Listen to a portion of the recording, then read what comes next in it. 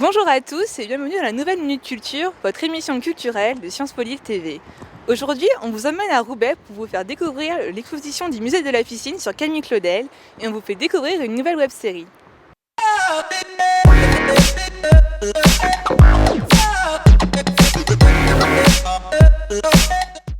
La Minute Culture a testé pour vous l'exposition au miroir d'un art nouveau sur Camille Claudel au musée de la piscine de Roubaix. Au travers des 40 œuvres de l'artiste exposées, vous pourrez découvrir l'intégralité de son univers artistique et le contexte dans lequel celle-ci a pu évoluer. Vous pourrez admirer les œuvres les plus célèbres de l'artiste, comme la valse, l'implorante ou encore la petite châtelaine.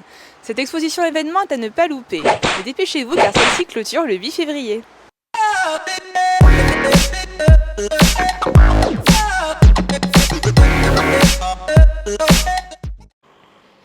Quatre saisons, plusieurs millions de vues, plusieurs milliers de fans.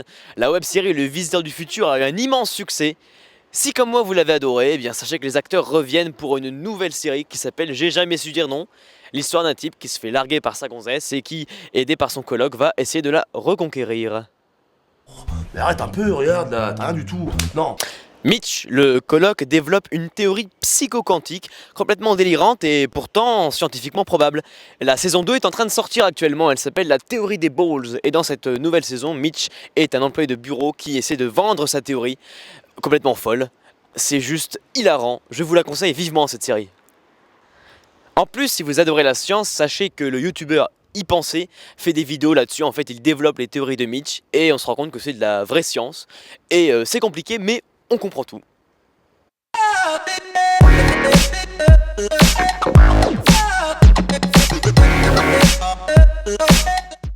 Cette semaine, la Minute Culture vous propose du 12 au 15 février, la foire d'art contemporain Art Up a lieu au Lille Grand Palais. À ne pas louper.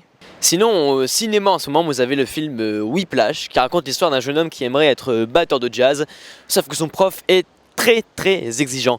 Sinon, beaucoup plus sympa, une comédie française qui s'appelle Toute première fois, notamment avec Pio Marmaille dans le film, qui raconte l'histoire d'un homosexuel qui va se marier, à qui tout réussit, mais qui malheureusement tombe amoureux d'une fille.